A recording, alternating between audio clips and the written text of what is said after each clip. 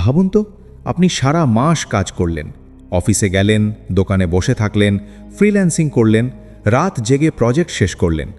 মাসের শেষে হাতে এলো 30,000, 40,000 বা 50,000 টাকা। আপনি মনে মনে একটু স্বস্তি পেলেন, এই টাকাটা দিয়ে ঘর চলবে, কিছু বাকি রাখা যাবে, হয়তো ভবিষ্যতের জন্য একটু সেভিং হবে।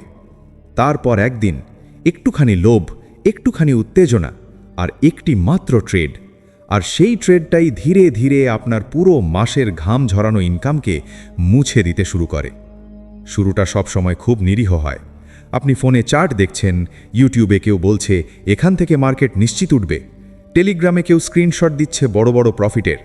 আপনার মাথায় একটা চিন্তা ঢুকে যায়, আমি যদি এখানে একটু ট্রেড নেই তাহলে মাসের ইনকামের বাইরে একটা এক্সট্রা লাভ হয়ে যাবে। আপনি ভাবেন না যে আপনি জুয়া খেলছেন, আপনি ভাবেন আপনি সুযোগ কাজে লাগাচ্ছেন। আপনি ধরুন 30,000 টাকা কামালেন এই মাসে, ট্রেডিং অ্যাকাউন্টে 10,000 আছে। ভাবলেন আজ একটা ভালো সেটআপ, 2-3 হাজার কামালে তো দারুণ। আপনি ট্রেড নিলেন, প্রথম কয়েক মিনিটে প্রফিটও হলো, মন খুশি, আত্মবিশ্বাস বেড়ে গেল। তখন আপনার মস্তিষ্ক আপনাকে বলে, দেখো তুমি পারো, এটা কাজ করছে।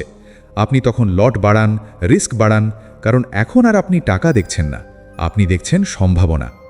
তারপর হঠাৎ মার্কেট একটু উল্টো দিকে গেল, খুব বড় কিছু না, মাত্র কয়েকটা ক্যান্ডেল, কিন্তু আপনার প্রফিট লস হয়ে গেল। আপনি ভাবলেন ঠিক আছে, একটু নিচে গেছে, আবার উপরে যাবে। আপনি স্টপ লস কাটলেন না, আপনি অপেক্ষা করতে লাগলেন। সেই অপেক্ষার ভেতরেই আপনার শান্ত মাথাটা ধীরে ধীরে আতঙ্কে ভরে যায়। কয়েক মিনিট পর আপনার 2,000 প্রফিট এখন -1,000। আপনি ভাবলেন একটু ধৈর্য ধরলে তো ব্রেক ইভেনে চলে আসবে, কিন্তু মার্কেট জানে না আপনি কি চান।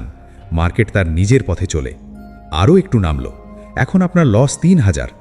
তখন আপনি ভাবলেন এখন বেরোলে তো সত্যি সত্যি লস হয়ে যাবে, একটু অপেক্ষা করি। এই জায়গাটাই সবচেয়ে বিপজ্জনক, কারণ এখন আপনি আর ট্রেডার নন, আপনি প্রার্থনা করা একজন মানুষ। আপনি চাইছেন মার্কেট যেন ঘুরে দাঁড়ায়, যেন আপনাকে বাঁচায়, কিন্তু মার্কেট কারো দয়া করে না। আরও কয়েকটা ক্যান্ডেল, আপনার 10,000-এর অ্যাকাউন্ট এখন 5,000। আপনি ঘামছেন, বুক ধরফর করছে, কিন্তু বেরোতে পারছেন না, কারণ মাথার ভেতর একটা ভয় কাজ করছে, এখন বেরোলে আমার অর্ধেক টাকা গেল। তাই আপনি আরও ধরে রাখেন। ঠিক তখনই সেই এক ভুল ট্রেড আপনার পুরো মাসের ইনকামকে গ্রাস করতে শুরু করে। শেষমেশ হয়তো আপনি মার্জিন কল খেয়ে বেরিয়ে গেলেন, অথবা ভয়ে নিজেই ক্লোজ করলেন। হাতে রইল 2,000 বা 3,000 টাকা, অথচ সকালে যখন ট্রেড নিয়েছিলেন আপনার কাছে ছিল 10,000। সেই 7-8 হাজার টাকা কোথা থেকে এলো? সেটা এসেছিল আপনার মাসের পরিশ্রম থেকে। অফিসে বসে কাটানো ঘন্টা, দোকানে দাঁড়িয়ে থাকা, ক্লায়েন্টের ঝামেলা, সব কিছুর মূল্য আজ কয়েক মিনিটের চার্ট মুছে দিল। এখানেই শেষ নয়, আসল ক্ষতি তখন শুরু হয় যখন আপনি বলেন এই লস আমি রিকাভার করব। আপনি আবার ট্রেড নেন, এবার আরও বড় লট, আরও বেশি রিস্ক, কারণ আপনার মাথায় শুধু একটা চিন্তা, আজই সেই টাকা ফিরিয়ে আনতে হবে।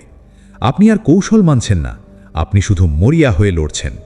এই মানসিক অবস্থায় নেওয়া প্রতিটা ট্রেড আগের চেয়ে বেশি বিপজ্জনক, কারণ এখন আপনার সিদ্ধান্ত আসে লোভ আর ভয় থেকে, যুক্তি থেকে নয়। অনেক মানুষ এই জায়গায় পুরো অ্যাকাউন্ট উড়িয়ে দেয়। সকালে যেটা ছিল একটা ছোট ট্রেড, রাতে সেটা হয়ে দাঁড়ায় একটা মাসের, কখনো কখনো কয়েক মাসের ইনকাম হারানোর গল্প। সবচেয়ে ভয়ঙ্কর বিষয় হলো এই ক্ষতি বাইরে থেকে বোঝা যায় না।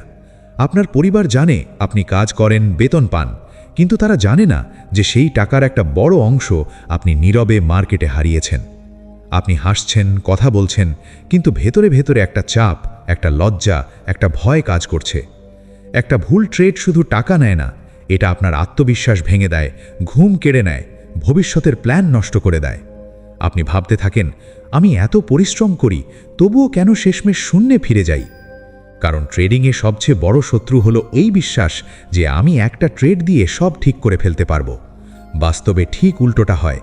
একটা ভুল ট্রেডই ধীরে ধীরে আপনার পুরো মাসের পরিশ্রম, সময় আর শক্তিকে গ্রাস করে ফেলে, এবং বেশিরভাগ মানুষ সেটা বুঝতে পারে তখনই যখন আর কিছু করার থাকে না।